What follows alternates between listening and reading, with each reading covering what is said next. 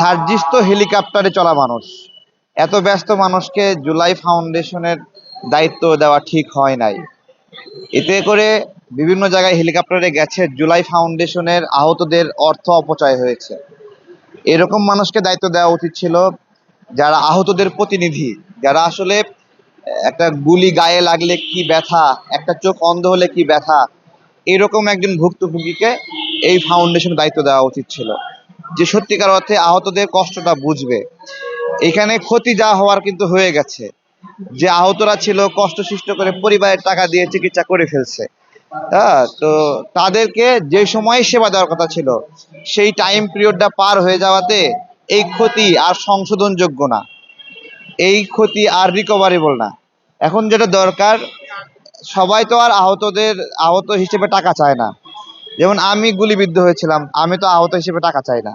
আমার মতো আরো অনেক আছে, তারা কেউ টাকা চায় না। কিন্তু সত্যিকার অর্থেই কিছু মানুষের দরকার, যারা সিভিয়ারলি 50,000, 60,000, 1 লক্ষ টাকা ব্যয় করেছিল এই আন্দোলনে আহত হওয়ার পরে, ওই মানুষগুলোকে সমপরিমাণ না তার কয়েক গুণ ক্ষতিপূরণ দিলেও শেষ হবে না।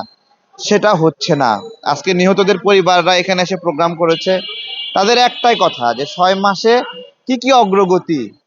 তারা তাদেরকে ওই যে সঞ্চয়পত্র দেওয়ার কথা বলছে, তাদের স্পষ্ট কথা, তারা সুদের টাকা নেবে না, সুদের উপর সুদ পাবে, ইন্টারেস্ট পাবে, এই ধরনের টাকা নেবে না। তারা এক মুঠে কিছু টাকা পেলে একটা ঘরের কাজ করা বা একটা কর্মসংস্থান করা, একটা ছোট দোকান দেওয়া, অর্থাৎ একটা মানুষের জীবন চলে গেছে, তার পরিবার ওই ব্যাকআপটা দেওয়া, যে তারা যেন তাদের জীবন যেন থেমে না থাকে।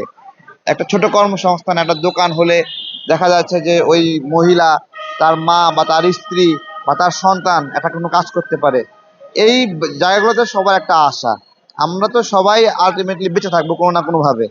যেই সরকার যদি কোনো সাপোর্টও না দেয়, তাহলে নিহতের পরিবার সে কি না খেয়ে মরে যাবে? মরবে না। কিন্তু রাষ্ট্রের একটা প্রতিজ্ঞা, কমিটমেন্ট, যে রাষ্ট্র স্বৈরতন্ত্র থেকে মুক্ত হলো, রাষ্ট্র তার মূল্য শোধ করলো না। সবকিছুর মূল্য আছে না? এই স্বৈরতন্ত্র থেকে মুক্ত হওয়ার জন্য কত দল কত বড় বড় আন্দোলন করছে, তাই না?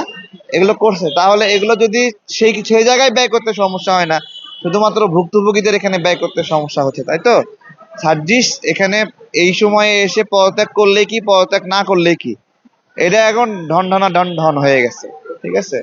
না, এটা সবাই মানে শহীদের পরিবারের সদস্য কতজন সেই ভিত্তিতে তো ডোনেশন হয় না। একজনকে বেশি দিবেন, একজনকে কম দিবেন, এটা কি কি ভিত্তিতে? এটার মানদণ্ড হয় নাকি?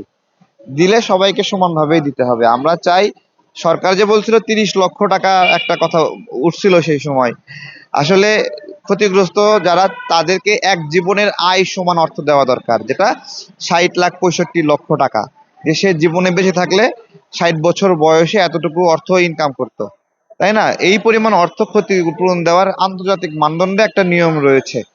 ওই মানদণ্ডে দিলে পরিবারের সদস্য কতজন সেটা আর তখন হচ্ছে না।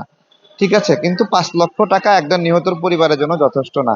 অন্তত স্বৈরতন্ত্র থেকে বাঁচার মূল্য মাত্র 5 লক্ষ টাকা, এটা আসলে মানে ঠিক না।